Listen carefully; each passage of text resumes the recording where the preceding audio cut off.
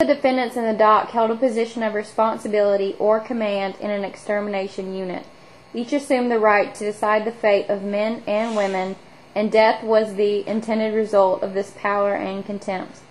These deeds of men in uniform were the methodical execution of long-range plans to destroy ethnic, national, political, and religious groups which stood condemned in the Nazi mind. I'm an ex-SS officer Borislav. The execution squad was composed of men from the Sokol Commando 4A, the military and the police.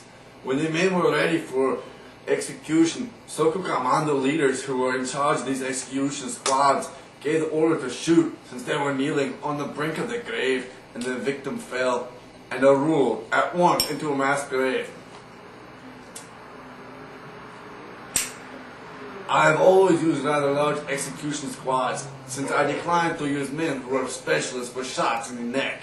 Each squad shot for about 1 hour and then were replaced. The persons which still had to be shot were assembled near the place of execution and were guarded by members of the squad which at the moment did not take part in the execution.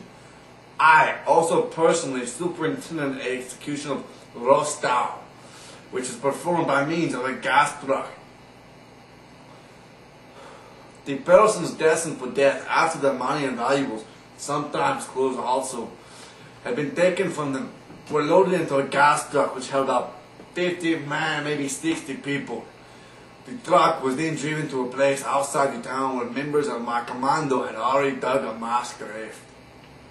I have seen myself the unloading of the dead bodies, their face in no way distorted. Death came to the people without any outward sign of spasms. No physician was present at the unloading to certify that people were really dead.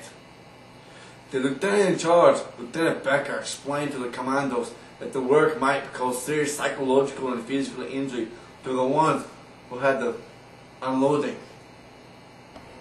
If the court please, to conclude the presentation concerning methods used in these executions, Mr. Herman Grave will now present his eyewitness account. I heard rifle shots in quick succession from behind one of the earth mounds. The people that got off the trucks, men, women, children of all ages, had to undress upon the orders of an SS man who carried a riding or dog whip. They had to put down their clothes in front of them, sorted according to size, shoes, top clothing, and underclothing. I saw heaps of shoes, about 800 to 1,000 pairs, and great piles of clothing. Without screaming or weeping, these people undressed, stood around in family groups, kissed each other, said farewell, and waited for a sign from another SS man who stood near the pit, also with a whip in his hand. During the 15 minutes that I stood near the pit, I heard no complaint or plea for mercy. I watched a family of about 8 to 9 people, a man, a woman, both about 50, with their children of about 1, 8, 10, and 2 grown-up daughters of about 20 to 24. An old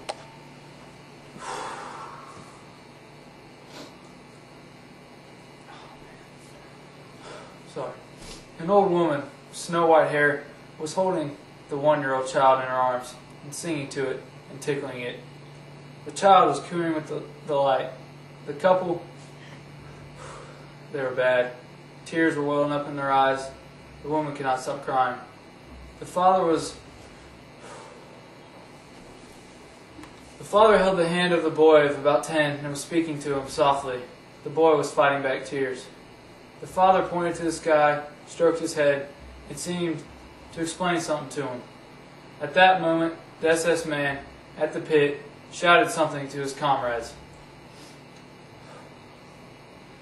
The latter counted off of about 20 persons and instructed them to go behind the earth mound. Among them was the family, which I have mentioned. I well remember a girl, slim, with black hair, who, as she passed me, pointed to herself and said, 23. I need a minute. Can I be excused? Eyewitness excused. Court is now in recess. Einstein's group in case. Eyewitness, please resume your statement. People were closely wedged together and lying on top of each other, so that only their heads were visible. Nearly all had blood running over their shoulders from their heads.